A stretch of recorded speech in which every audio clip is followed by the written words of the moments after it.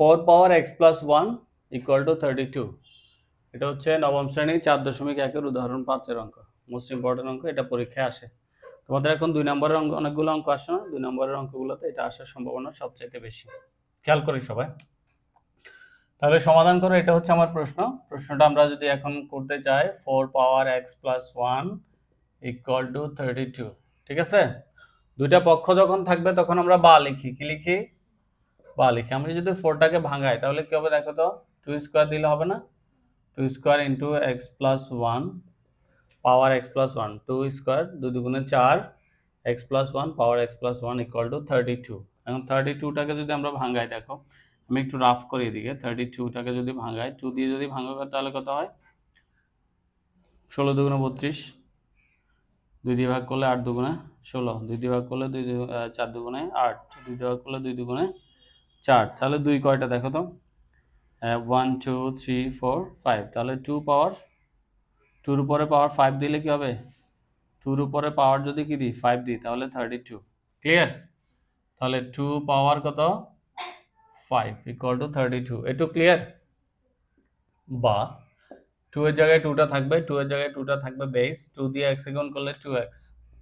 খেয়াল করে সবাই, 2 দিয়ে x গুণ করলে 2x, প্লাসে প্লাসে প্লাস, 2 দিয়ে 1 কে গুণ করলে 2 ইকুয়াল টু 2 পাওয়ার কত? 5। এখানে একটা জিনিস দেখো, সূত্র আছে। সূত্র হচ্ছে a to the power x equal to a to the power y। যদি হয়, যদি এরকম হয়, সুতরাং কি হয়? x ইকুয়াল টু কি হয়?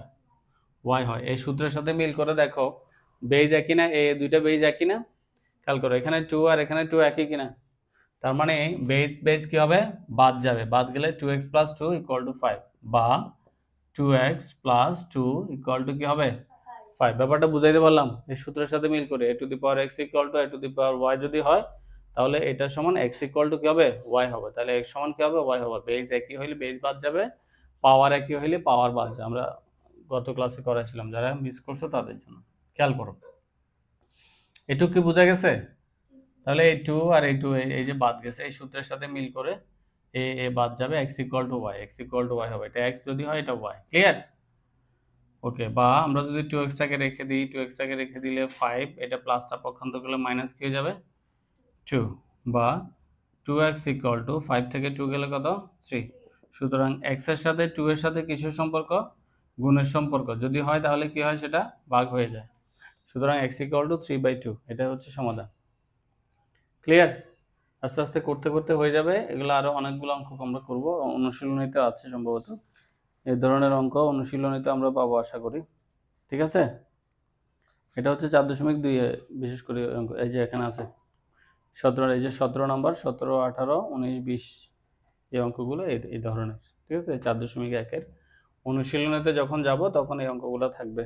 এটা হচ্ছে 18 17 18 19 20 এই 4টা অঙ্ক এই ক্যাটাগরির উদাহরণের একটা অঙ্ক। আশা করি বুঝতে পারছি। না বুঝলে আবার দেখাই দিব, তুলে নাও এখন। ঠিক আছে? এটা রাফটা রাখবা পাশে, কোত্থেকে কি হয়েছে। ঠিক আছে? ঠিক আছে।